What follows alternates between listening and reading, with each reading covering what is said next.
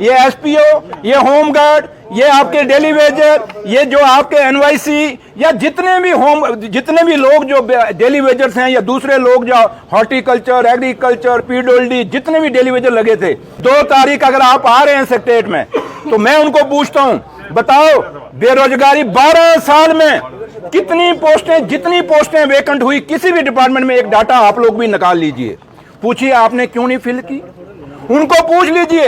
ये एसपीओ, ये होमगार्ड, ये आपके डेली वेजर, ये जो आपके एनवाईसी या जितने भी लोग जो डेली वेजर्स हैं या दूसरे लोग जो हॉर्टिकल्चर, एग्रीकल्चर, पीडब्ल्यूडी, जितने भी डेली वेजर लगे थे। और उसके बाद जरा थोड़ा बीजेपी को पूछिए, चीनी कैसे किलो है, 70 है कि 75 रुपए किलो है, जरा पूछा आपने?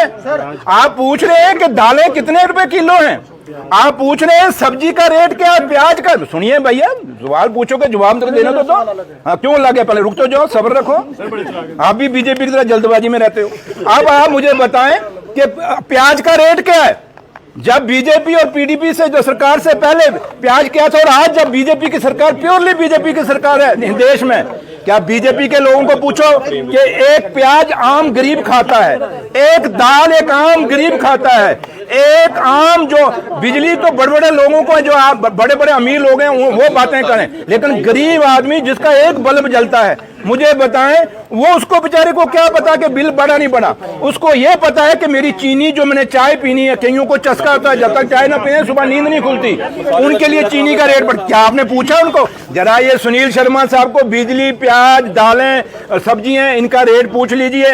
यूनिवर्सिटियों के अंदर जो लोगों बच्चों की फीस बढ़ गई, थोड़ा इनको ये पूछ लीजिए सुनील शर्मा साहब को। जो लोगों जो आज हॉस्पिटलों में, सुनिए, जो हॉस्पिटलों में फीस बढ़ी थी, ये भी बीजेपी के दौर में बढ़ी थी, जरा उनको पूछ लीजिए। साहब आज दिल्ली चले गए, मेरी बात की उनका कहना है कि फर्स्ट वीक ऑफ सितंबर वो अपने पार्टी के लोगों के साथ इतने इंपॉर्टेंट इशू सब पूछ रहे हैं।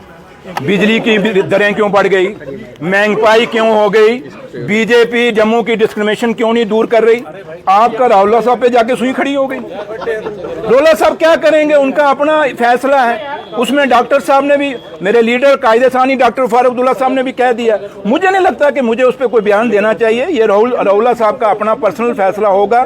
और जहां तक मेरी पार्टी की लीडरशिप है, चाहे उमर साहब हैं, चाहे डॉक्टर फारूक अब्दुल्ला साहब हैं, उस पर तफसील से उन्होंने कहा हुआ है। और मुझे नहीं लगता कि मेरा इतना कद है कि मैं किसी पार्टी के मसले पे कुछ बात रखूं, मेरा नहीं बनता।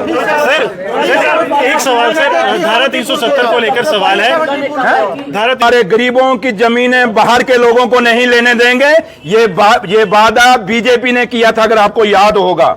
पार्लियामेंट में कहा गया कि जम्मू कश्मीर के रोजगार बाहर के लोगों को नहीं लेने देंगे, जम्मू कश्मीर के लोगों के जमीनों को बाहर के लोगों को नहीं लेने देंगे।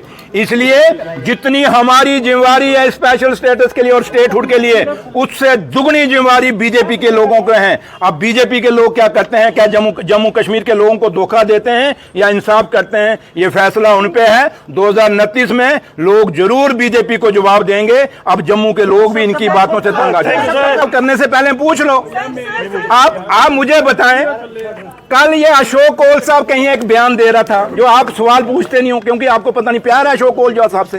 वो क्या कह रहे थे कि उग्रवाद में पीडीपी और बीजेपी के कितने बच्चे कुर्बान हुए, ये सवाल ये पूछ रहे थे।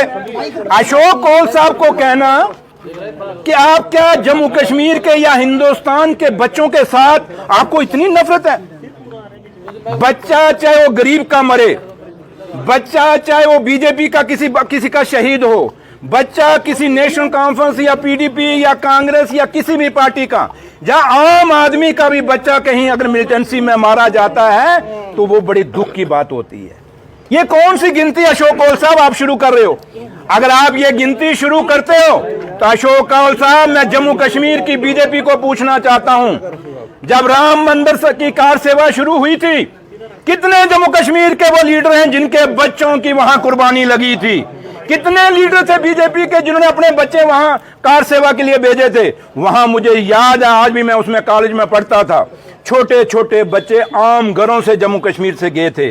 किसी भी बीजेपी के किसी भी लीडर का बच्चा वहां जाके नहीं गया था, या वहां शहीद नहीं हुआ था, या कुर्बान नहीं हुआ था। इसलिए ये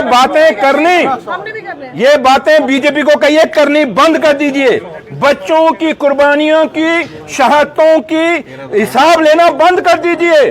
बीजेपी वालों, जम्मू को जवाब दे दो कि जम्मू के साथ आप क्या कर रहे हो और जम्मू कश्मीर के लोगों के साथ क्या कर रहे हो। ये खाली उन लोगों को उलझाने की और लोगों को भड़काने की और लोगों को गुमराह करने की सियासत मत करिए, मुद्दों पे बात करिए। 2 तारीख अगर आप आ रहे हैं सेक्रेटरीट में, तो मैं उनको पूछता हूं, बताओ बेरोजगारी 12 साल में कितनी पोस्टें, जितनी पोस्टें वेकेंट हुई किसी भी डिपार्टमेंट में, एक डाटा आप लोग भी निकाल लीजिए, पूछिए आपने क्यों नहीं फिल की।